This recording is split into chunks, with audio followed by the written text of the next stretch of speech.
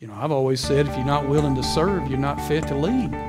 How can man have happiness in a fallen world? God has put something in us to long for what we lost.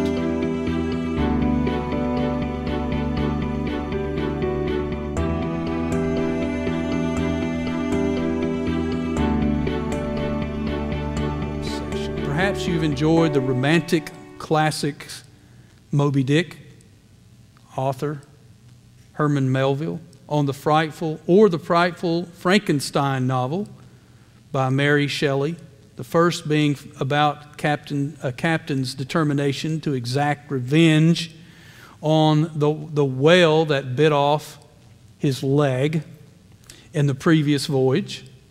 The second, a novel retelling the story about the young scientist Victor Frankenstein, who has given his life to a creation and subsequent destruction of his semi-successful science experiment of bringing back a man from the dead.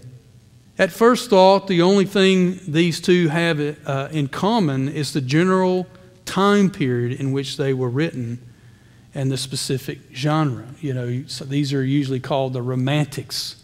Moby Dick, Frankenstein, Dracula, Journey to the Center of the Earth.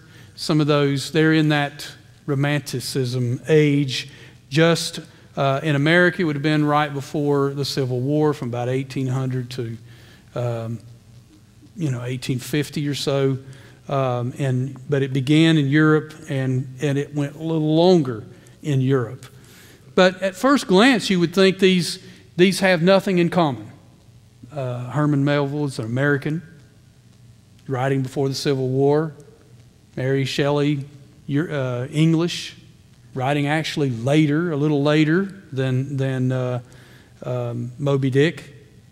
In reality, they actually do have something in common. I'm far from being an expert, but I do know this. You could really say this, that the thing they mostly have in common is the idea of obsession. Moby Dick tells the story of Captain Ahab, who is obsessed with exacting revenge upon the white whale. Frankenstein is telling the story of this young scientist and his obsession for fame, to become the great scientist who solved the death and life issue. Obsession. And both of those men destroyed their own lives following their obsessions. And some might argue that's the point of the whole book. In both of those books is to learn that lesson. Obsession can take many forms, but all of them tend to have the same root cause: envy and lust. The passage before us this evening gives us each an even-headed advice to keep us from the sin of envy and lust. You see, Solomon is not just talking about the problem of loneliness. Solomon is talking about the problem of being a loner. Pursuing things to the exclusion of others. Being consumed with our own desires, our own passions. There's the watchword now. We even have the Passion Church. What do we mean by that? If by the Passion Church we mean that it's a church that's about the passion of Christ, the death, burial, and resurrection, crucifixion of Jesus our Savior, okay. But if it's about passion, my passions, your passions in the world, whether they be supposedly for God or not, that's making a human emotion a spiritual virtue. That's not good. Passion can be good, but it's not the substance of what we should live for. We've got to be careful. There's a thin line between passion and obsession. So we see in this passage that, number one, envy brings obsession over winning. Envy brings obsession over winning. That's what he's talking about here if you look in verses 4 through 6. He says, then I saw all the toil, the hard labor, the work that we all do, we might say, and all the skill in work come from a man's envy of his neighbor. So he's saying, Solomon says, I wanted to look out and I wanted to see that people were following their passions, that people were doing things out of the goodness of their heart. He said, but then I realized that a lot of the hard work and excellent skill that people have is only just to show up somebody else. You can see this in many areas, but their professions, whether it be the trades or whether it be in the office. You can see it in the classroom and in academia, where it's one guy wants to write a paper and somebody else writes it before him, and all this gets the credit and the honors for discovering this or writing about that, and it's envy and strife. And many times that corporate or whatever can even blend into the church. In fact, I believe it has blended into the church life of most churches, a lot of churches, especially in the United States, where pastors, forgive me for preaching to my own group, but pastors, looking at churches as a ladder to be climbed, to go to this church, which then leads you to a larger church, to a larger church, or to a more prestigious church, or from the country church into the city church. Well, nobody ever does that backwards.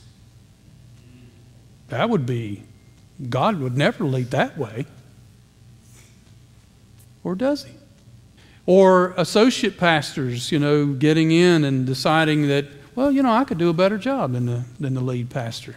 So they begin to work the process, or they begin to, build their constituency. They do the Absalom, shaking of the hands when everybody comes in so they can build their constituency so they can overthrow. And that is the corporate mentality. And that is envy and strife. When godliness tells us to be content with such as we have. I've always said if you're not willing to serve, you're not fit to lead. So we have to check that. And that's what he's saying here. He's not saying every time, but as a general rule, he's saying that there is this tendency to be motivated by envy. What gets us out of bed sometimes is to push somebody else behind us. What becomes maybe healthy competition becomes envious competition. Dog eat dog, and that is ungodly. The fool, this is what he means when he says in verse 5, the fool folds his hands and eats his own flesh. Now, he's not talking literally, okay?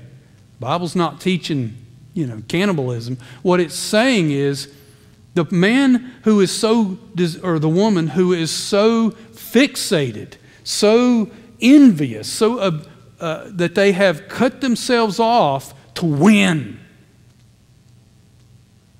that they're literally consuming themselves. In fact, today it's a phenomenon. Many of the young professional women, they have pursued their education, they've pursued their careers, they've made lots of money, they've climbed the corporate ladder, and now they're in their 40s, and they don't have a husband. They don't have any children. And suddenly now they want that. And everybody's married. I didn't cause this problem, so I'm just giving you the stuff that's going on right in our own culture, okay? What has happened there? That this person has pursued with a loner, envious, luscious zeal that isolated everybody else, including God, to achieve a certain goal. And what has happened? They literally eat up their own life. Many a man has done the same thing. Wanted to climb the ladder, make the awards, get the position, make the money. Doesn't spend any time with the children, ignores his wife. Next thing you know, his whole marriage, his children, his whole family, everything that really matters, he has literally eaten alive. Because he's been a loner after the wrong things. That's what Solomon is talking about. And it can happen to any of us. And it could take many forms, as we said about, Captain Ahab. That was the form of revenge. Who suffers most when you're consumed with the idea of revenge? Yeah, the person who wants revenge. Quite honestly, most of the time. Or it could be the fame like the Victor Frankenstein, who he got what he wanted, didn't he? He ruined his life, and it's a novel, but he ruined his life by forsaking everything to discover this technology, only to find out that he created what? A monster. Think there's a point in that? Yes, there's a point in that. And Solomon gives us a conclusion, verse 6. And I say it this way, a peaceful life and a quiet spirit is a better way to do life. A peaceful life and a quiet spirit is a better way to do life. So where you get that, Pastor? Well, verse 6, better is a handful of quietness than 2 handfuls of toil and striving after wind. He's saying it's better to have 1 handful of sanity, peace and quiet, peace of mind. You might even add in there right with God, a walk with God, to have your family, your friendships and relationships, than to lose all of that so that you could get all of this prestige or money or whatever it is that's consumed us. He's saying, don't make this mistake. Don't burn your life away chasing things that quite honestly don't matter. Envy brings obsession. Envy, secondly, brings obsession over money. Brings obsession over money.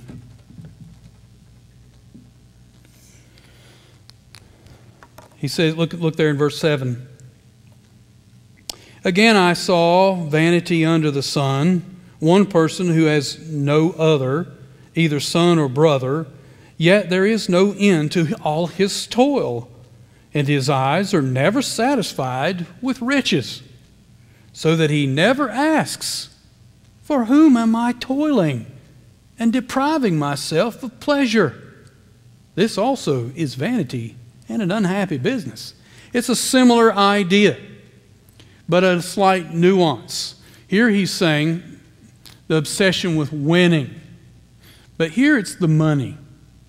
He says, I've observed a man, we could say a woman, as we used the illustration a moment ago, who has no one.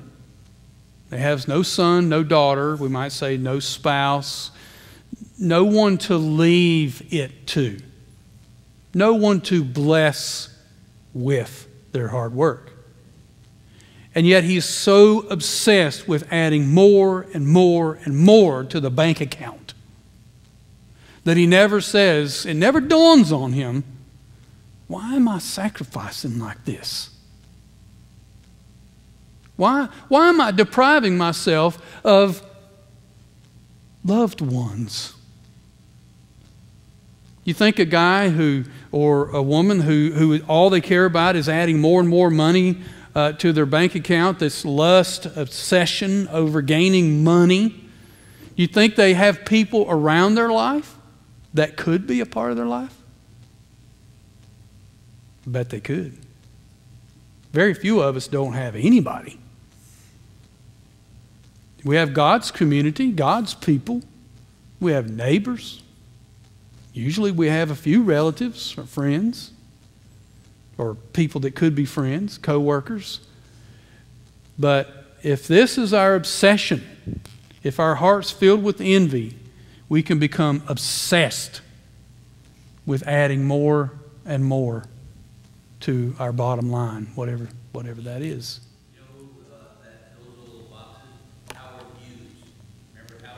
I actually, that went through my mind a moment ago, and I didn't yet. Howard Hughes would be, maybe one that you could use. Yeah. And there are other examples. Maybe you got some come to mind, but people who cut off their spouse, their children, their church. How many have we seen take a job because it was a promotion? It was better for their family. And then the next thing you know, they're not at home, and they're not in church, and they're not with their family. Was it really what they thought, or did Satan do a bait and switch on them? I don't know. But we need to think about that. And what's the answer to that? Well, Solomon tells us partnerships and other people is a better way to do life. Partnerships and other people is a better way to do life. Look in verse 9. This is a passage you're probably familiar with. You're just not familiar with seeing it in this context. And that's what I hope this will really help. He says, two are better than one because they have a good reward for their toil.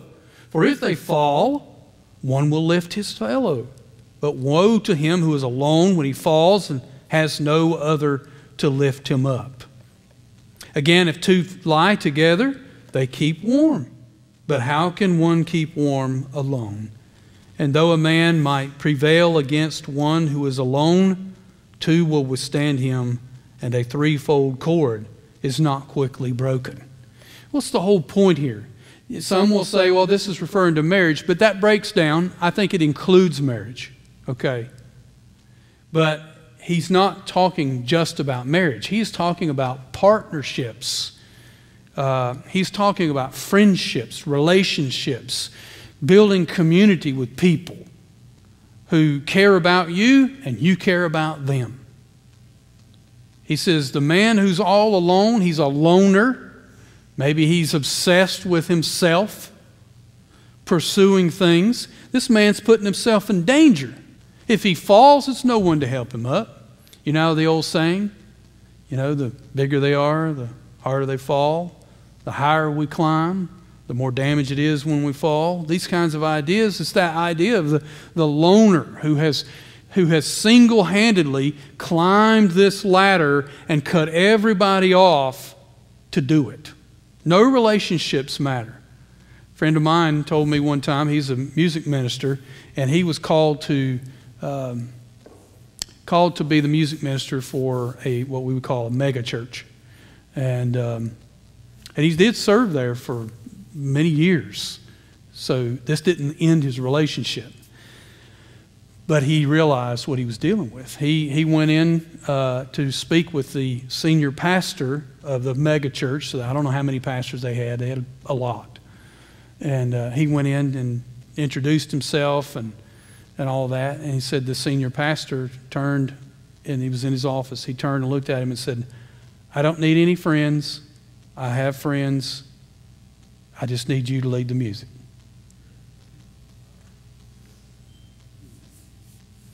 I don't know if he's got friends or not, but what? That's just unhealthy. That's cruel.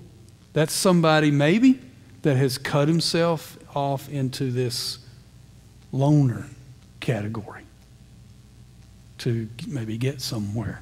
But a better way to do life is with partnerships, companionships, community, others, building relationships. This is why it's so detrimental for the young generation that are, in the basement, doing video games and dating through texts and that's not dating. That's not building relationships. That's not, You got to get with people. You got to meet people. You've got to build relationships. This has destroyed a lot of real relationships. So we have to be very guarded about that. And it's not the first thing, by the way, that has destroyed relationships. So it's not just modern technology. And then lastly, envy brings obsession over fame. Fame. Boy, we see this today, don't we? You say, well, yeah, Hollywood's terrible. I'm not talking about Hollywood. Although that is an example. But let's bring it a little closer home. I mean, those guys are Hollywood, Nashville, New York. That's all easy targets in a lot of ways. They're all just, it's just bad, a lot of what's coming out of there. Let's bring it a little closer home to us. Think about social media. Consider like TikTok videos. Instagram models, Facebook Reels, YouTube gamers and content creators. On and on we could go. And like anything, I know there are some things that are good. I'm not saying that. But at the same time, we all know that some people are on there for their day of fame. They think that these things can make them famous for a day or something. It's this, look at me type thing. And this is, what is this? It's envy. It's a desire for fame. The desire to be known, to be seen, to outdo. This woman's prettier than that woman, and this man's stronger than that man, and my car's more beefed up than your car, and on it goes. Never ends. It does it. Why? It's the sinful heart of man. Now, are there things on there, how to fix your plumbing and, build a doghouse and all that? Yeah, there are good things there. I'm just saying there's also a lot that's terrible. And it's an example of what our hearts do when they become obsessed with fame. Fame's destroyed many Hollywood actor and actress. Some of us have lived long enough to see that. Here's a quick study. Look at many of the child actors and actresses. It's one train wreck after another. It's sad. Even in the music industry. Do that study. One child after another that made it big in the music industry have been hurt terribly through that. Quite honestly, most of us, we wouldn't want fame. That would be terrible. That would be something that would ruin your life.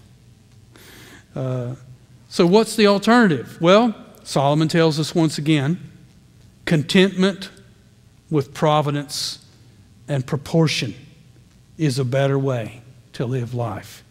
Contentment with providence and proportion is a better way to do life. Let me read these verses for you, verse 14 down to 16. Solomon's going to give us a hypothetical. Okay, this is not a historical situation. It's a hypothetical. He's giving us an illustration. For he, that is the king that he just referred to earlier, the foolish old king who will no longer take advice, okay? He says, for he, verse 14, went from prison to the throne, though in his own kingdom he may have been born poor. But I saw all the living who move about under the sun, along with that youth who was to stand in the king's place. There was no end of all the people, all of whom he led. Yet those who come later, they will not rejoice in him. Solomon, what are you saying? Here's the king who made it famous. He made it big. He came out of prison. He was born into poverty. And he climbed his way up to the throne. But he got proud and hard-headed in his old years, and you couldn't even advise him. But here comes the fresh young man. And now the spotlight has gone from what used to be a young man who had been in prison and was poor and made it to the throne. He got famous. But now he's just hard-headed and old. But hey, look, there's a young man that's rising to the throne again. What's Solomon saying? They're going to forget you just as fast as they knew you.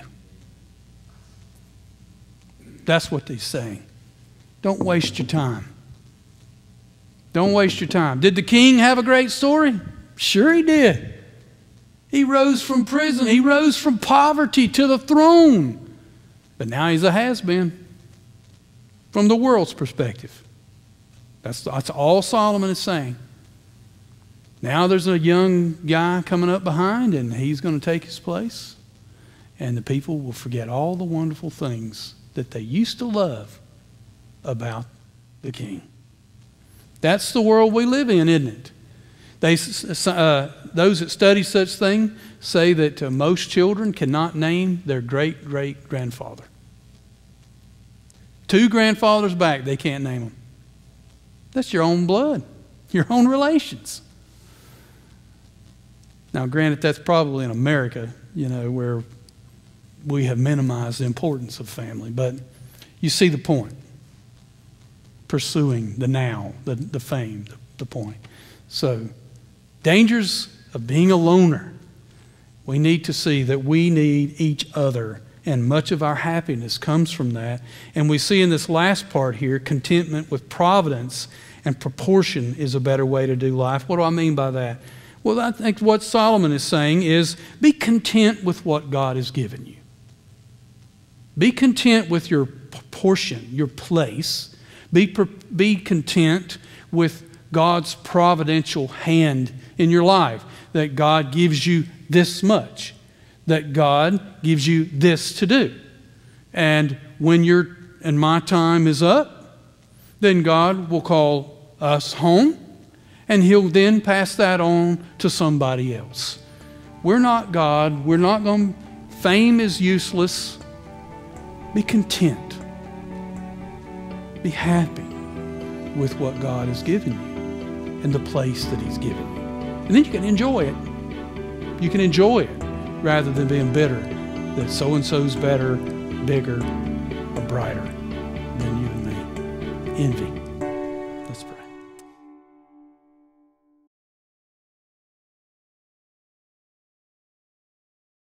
Hey guys, thanks for tuning in to our latest video. Go ahead and click that little thumb so you can like that video, as well as on the bottom right hand corner, click that little bell to subscribe and receive notifications. Thank you again so much for tuning in, supporting our video ministry here at Coggins Church.